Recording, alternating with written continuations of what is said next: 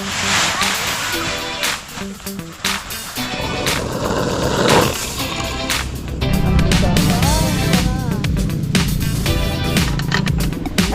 taktakaw, jay igit kalsada.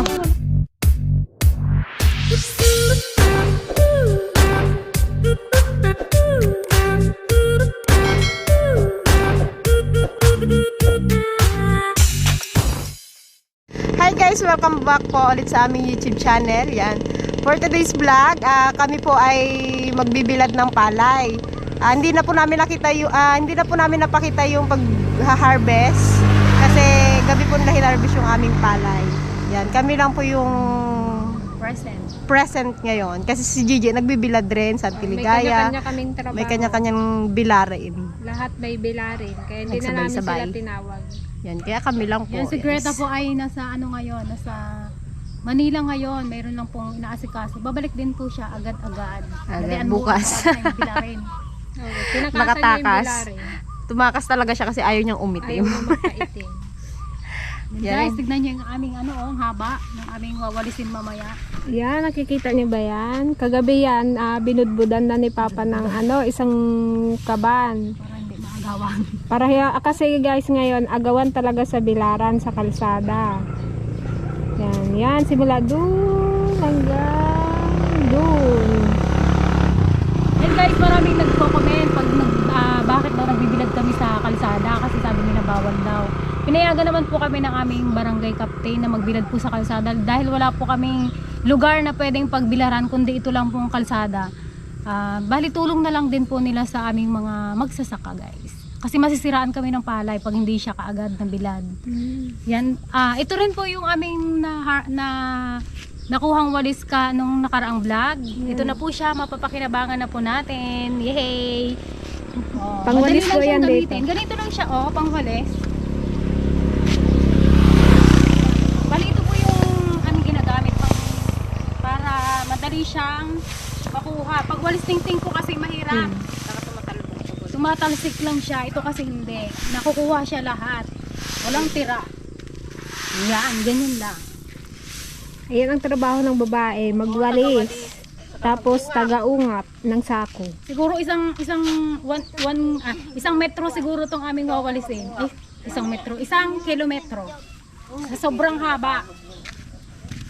Kaya, Billy Boy, are you ready? Yes, I First time niyang magbilad ng palay. Sakyo din natin mamaya. Ikaw ang magsakyod. Maglabas ang muscle mo. Sabi siguro ni Billy, ayoko na, uwi na ako ng Amerika. Amerika. Sobrang hirap, Billy, akala mo ha. Ngayon mo matatry ang ngayon mo masusubukan ang pagbibilad ng palay. Makati, mainit, masakit sa ganto. Bukas yan, sasakit yung ganto mo. Kasi mabigat yung pagsakit na ganyan. Ay na po, nagrega. Ano ba sa atin mo si Basang Palitan tayo mamaya, tag 10 kaban tayo. Si Basang Patibayan. walis din dun sa kabila.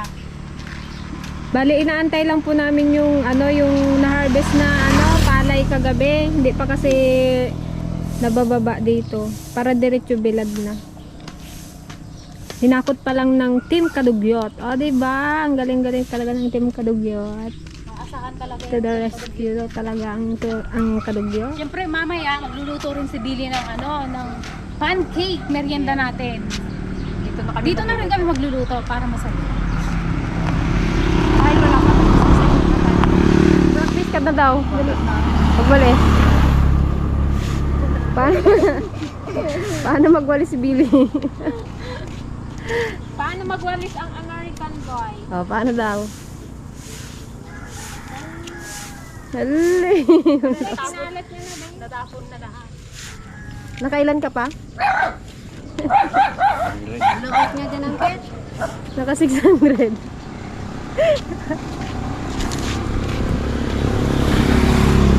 Sana all. Okay, andyan na guys yung palay. Dumating na. Diretso bagsak na.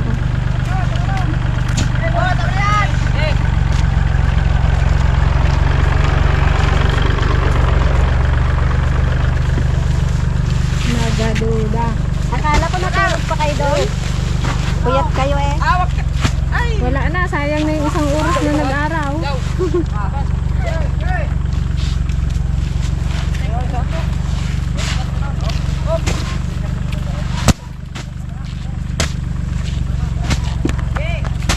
Sipag naman talaga ng Team Kadugyo.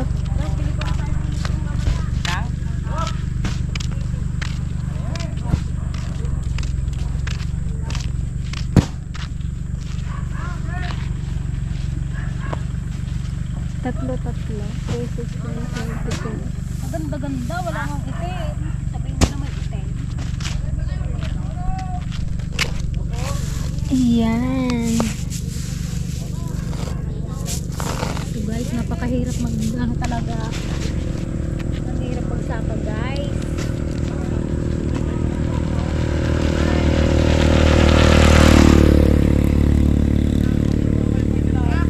Mamaya, biglang uulan. Diyos ko. Na, wag lang. Ayun yung mahirap yung Biglang uulan. Kaganda-ganda ng araw, tapos biglang uulan. biglang mag-ulan ako.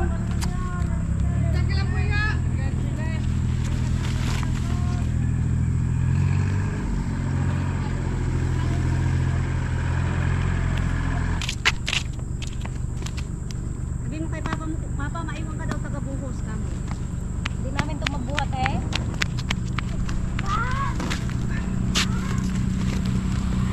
Ayun na siya oh.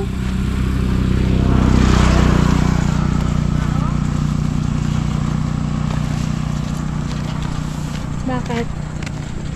Putik.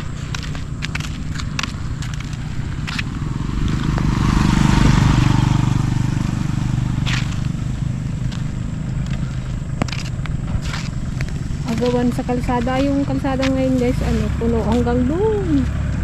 Doon sa kabilang barangay. Hanggang doon sa Batuili. Siyempre sinasamantala din kasi nga maaraw na. Ilang beses din kasi makulong din.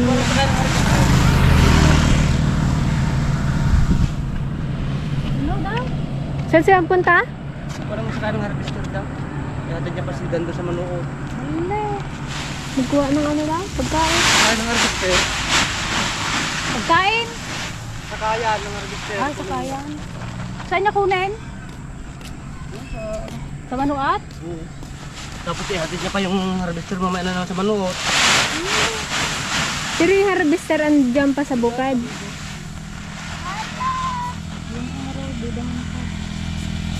Ganda oh. Grete ito. Sasabi nila pangit. Kaya nga. Ewan ko dun sa O baka ayaw nila talagang bili. Sabi niya may batik-batik daw. Ibibenta na sana namin to guys ng 13.50 yung sariwa, hindi nabilad. Kaya lang, inurungan. Sabi may batik-batik daw. Ito ganda-ganda naman. Oh. Nakapangit lang yung nagbili. Alam mo yung mga buyer na yan. Gusto lang nilang tawaran na naman kasi ng mas mababang halaga. Kulang na lang hingiin nila itong paalay. Bibili ko din. Benta na lang namin sa NFA. Hindi na naawa sa magsasakay. 22 na rin yata ang NFA. Ikaw na natin eh.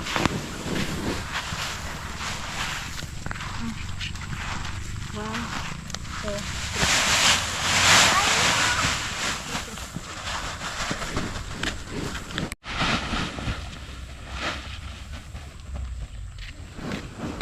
Sana maghapon mag-araw. Hala! Dikit na dikit yata sa gilid yung kaibigan. Ala, huwag mo masyado ipagilid. Kuya Billy, matapon yan.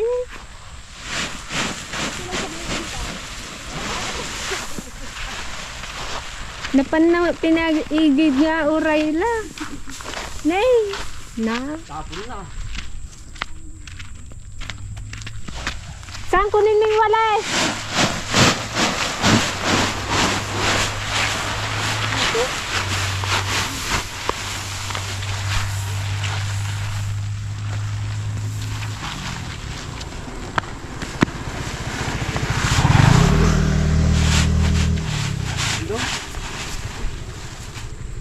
Paabutin mo dito Kuya Billy.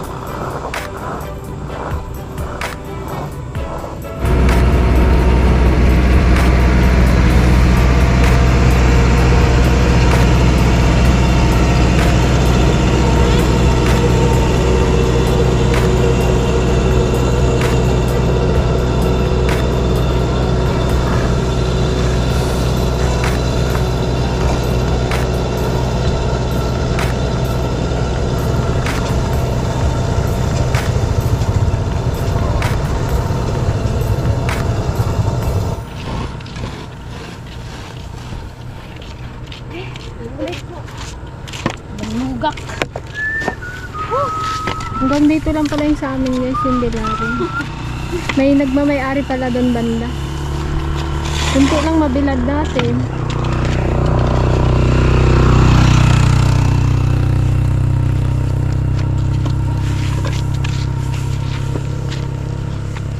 Kuya Ulan, nakailan ka, Kuya Ulan? Wala pa kayo sa akin, kanunod pa yun. Ay, kailan pa lang. Ano yun? 200? 200 ka ba? Wow. Ilang hektarya yon? 1.8. 1.8 hectare. Ano masasabi mo, Basang? Ha? Tao ka lang. Napagod ka maghalo ng palay? Basang? Woo! Ha? Wala nga ni Basang. Dila ng dila. Dilahin ko ang dila. Ano, Billy Boy? Anong experience? Anong masasabi mo paghalo ng palay? Mainit lang. Mainit. Ayun nga ang habol natin yung... Alam mo guys, yung ginawa niya doon sa palay? Ginawa niya, sinagad niya doon sa may gilid. Nabaleng guys, yung mga palay. Ayun na. Ito guys yung ating mga kasamahan, mga team Kadugyot na masisipag. Yan. Sana guys, patuloy nyo pa raw suportahan ang team Kadugyot. Ang masisipag ng mga ito guys, maasahan mo sa lahat ng gawaing bukid. Talaga naman. Lalo sa inuman. Lalo daw sa inuman. Lalo na pag may alak. Oh, mga pagod guys, ne? Camera girl, pagod din. Ilan lang yung ano, Ayan guys, after 20 minutes, maghalo na naman tayo. Para madaling matuyo. I-skin dry lang namin. Para lang hindi mangitim.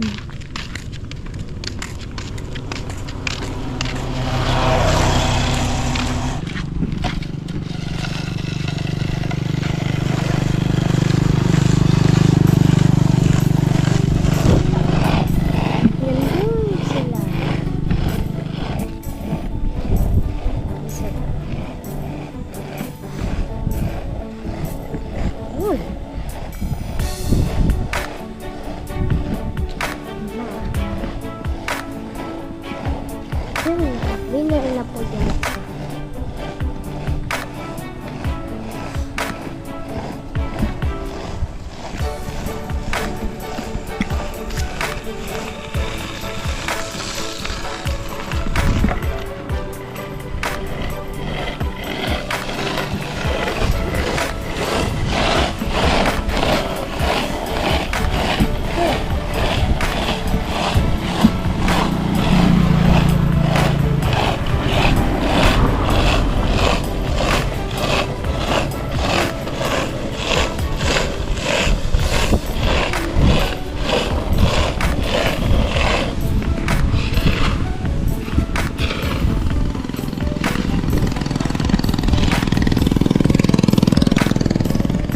guys ng pancake.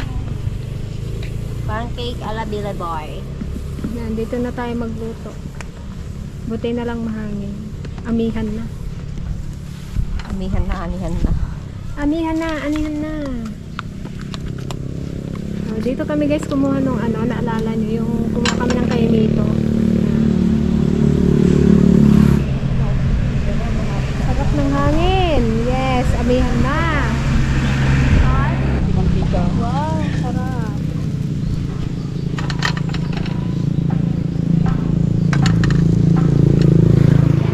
Yeah, merienda, merienda. Kape kahit ano mainit. Sabi kay Balaw, lapag niya doon sa...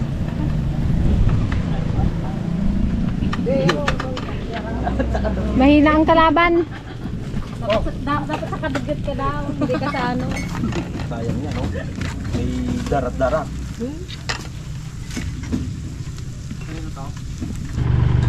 Ayan, tuloy ang vlog after ng live. Oh, hanggang ngayon nagluluto pa din kami ng pancake. Pancake. Medyo kumukulimlim guys. Nakakatakot pag nagkulimlim eh. Ay, no, na. Huwag naman sana. Wala tayo na. Lord. Bakit ano? Ay, pangkake.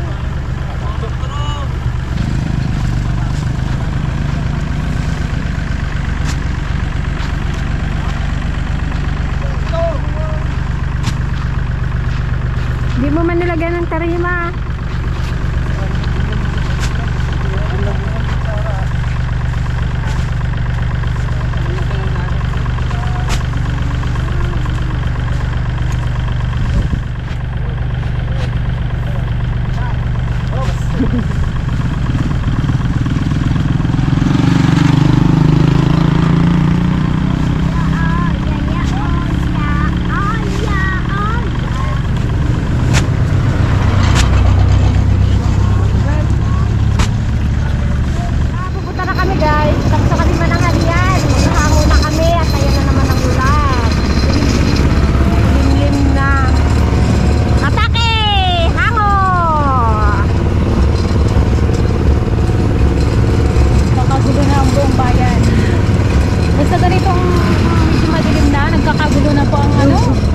puwet ng tao, hindi na mapakali. Nasaan na ba itong luna natin? Ito na yung walis namin guys. Yan guys, maghahalo muna kami ng palay ulit. Dahil mamaya daw konti. Mukhang aaraw pa. May kasama kaming bulilit.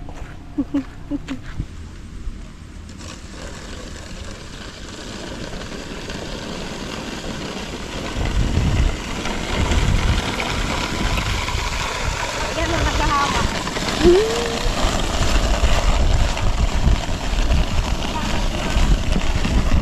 Guys.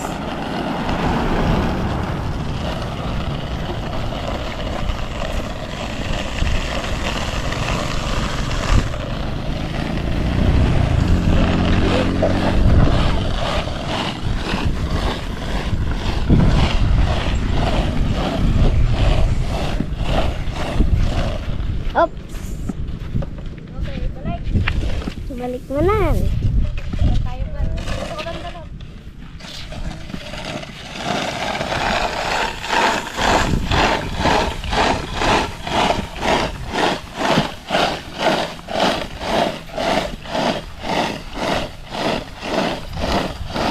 Ba, anong mawalisan ni Basang? Basang? Kaya mo magwalis, Basang? Yan si Basang. Bata pa, marunong na tumulong sa gawaing bukid. Tubig mo lahat. Ang aming mga gargarot, guys. Ito yung pang ano namin.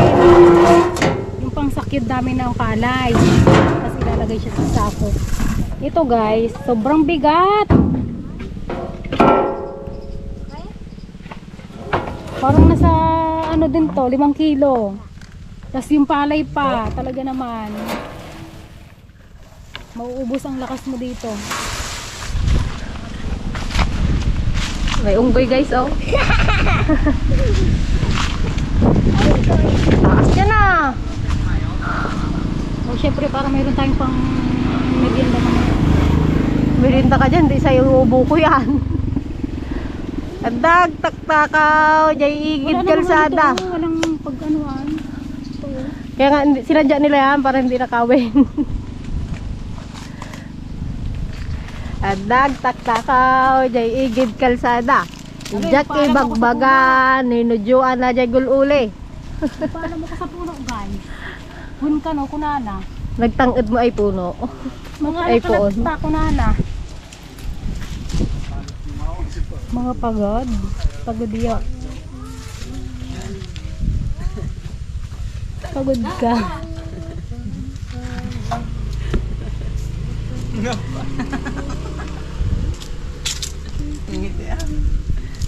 Ito mga pagod guys, ang mga kadugyot. Oh.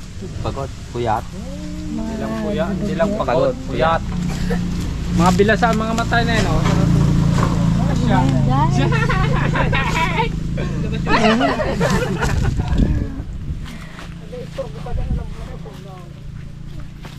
Yan. Inom pa more. Tama yung ubo nga na sombrero ni Kuya Ulam. Wala, nagambon na. Hindi daw kayo baingay mga tulog sila.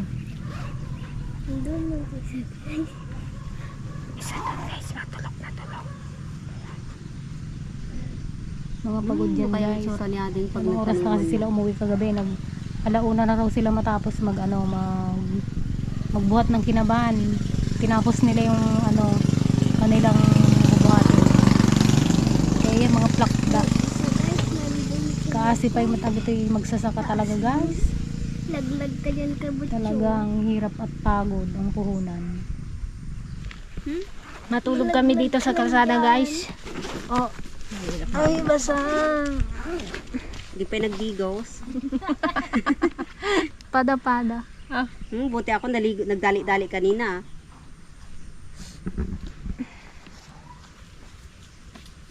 Ingay nyo, may natutulog. Ako, maghahalo na si Kuya. Habang nagpapahinga tayo guys, babasahin natin yung mga magaganda yung explanation about sa walis tambo. kung paano mo siya maihahalin tulad sa buhay. Ito guys, yung isang nagustuhan namin. Walis tambo. Baw. May baw pa. Ang walis tambo ay maikukumpara sa buhay ng isang tao. Kung gaano kalinis ang kanyang kredibilidad dito sa ibabaw ng mundo. Ika nga, kung gaano pinapangalagaan ng isang tao ang kalinisan ng pagkakakilanlan sa kanya ay kaya din gawin ng isang walis. Shout out po kay LV Baldomar. Ayan. Ito naman po ay sagot ni Miss Dian. Ang walis tambo ay parang yung pasensya ko sa jowa ko. Unti-unting nauupon. Nice, nice. Galing. Ito naman po kay Sir Russell Velasco. Ang walis tambo ay nasa sulok yan. Pag di pinagwalis, di giginhawa ang bahay. Gaya ng tao, pag nagmumukmuk ka sa sulok, wala ring mapupuntahan ang buhay mo. Kailangan kumilos para gumanda rin ang buhay mo para ding walis tambo. Yun, ayos yun guys. Galing. Ito pa. Ito naman po ay kay Mafing, nagmula kay Mafing Pabia. Ang walis tambo is parang buhay ng tao. Bago mo marating ang kaginhawahan, dadaan ka muna sa hirap na labanan. Yan. Gagaling ng mga sagot. Parang pang Q&A. Pang Miss Universe. Ito pa. Ito naman po kay Sir Charlie Makaspak. Walis tambo is like a life full of challenges before mabuo. Yan. Marami raw munang mga pagsubok bago mabuo. Ito naman guys, hindi ko alam kung tama tong pagbabasa ko ng pangalan niya, kay Biker Oak Amistoso. Pasensya na guys, di ko alam talaga. Baka pinagbaligtad niya lang. Ito kasi yung nakalagay sa ano niya eh. Ito, babasahin natin yung kanyang sagot. Walis tambo, mga damong pinagsama-sama para sa mas lalong maging pakipakinabang para sa buhay ng tao sa oras ng pagsubok. Madaling mawalis ang problema kung marami tayo at sama-sama magtutulungan upang mawalis ang problema sa buhay. Bow! O yun, galing ng sagot niya. Ito naman po kay YDL. Ito, ang ganda ng sagot niya.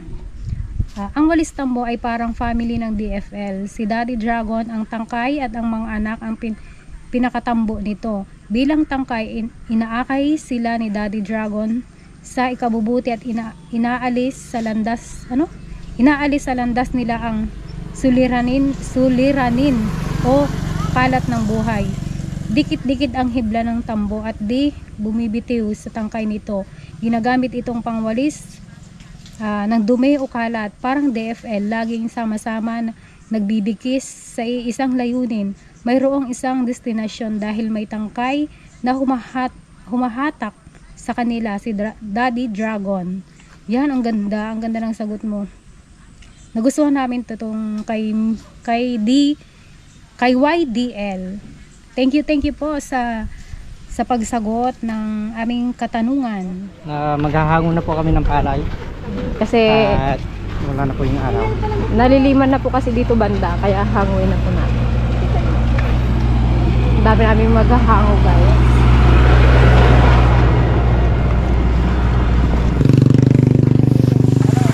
Love yung sambra mo, suotin mo, Makati yan.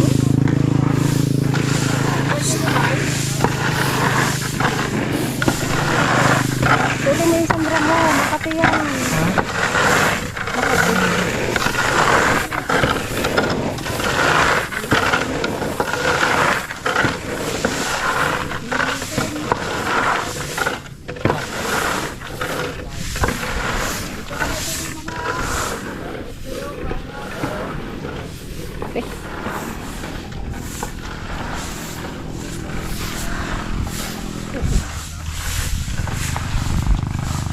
Buti na lang maghapon ng araw ngayon at hindi umulan. Nakapagpatuyo kami. Pero kulang pa to ng bilad, Ate Nerissa, no? Isang araw pa tong bilad. Yan, dry pa lang to.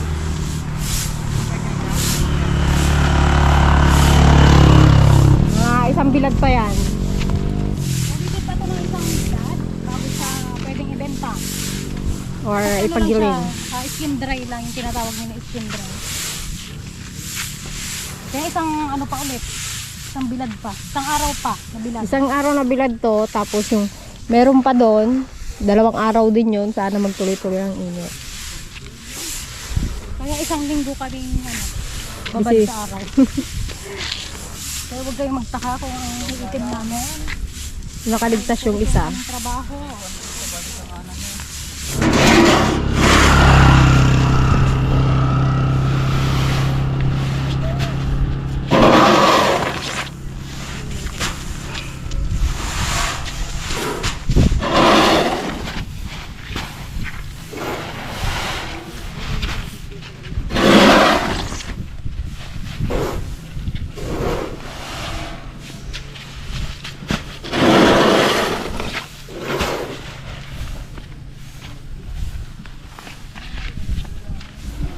Ulit. Ayan, papakitaan tayo paano magtali guys ng sako. Ni Kaamboy. Si Kadugbo. Kaamboy.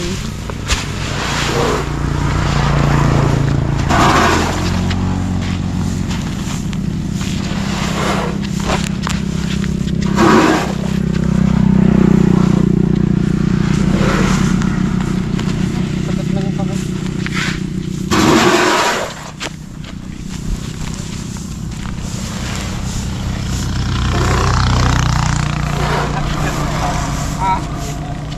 Yes. No, lipat mo. Yun lang.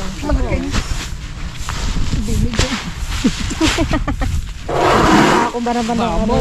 Baboy.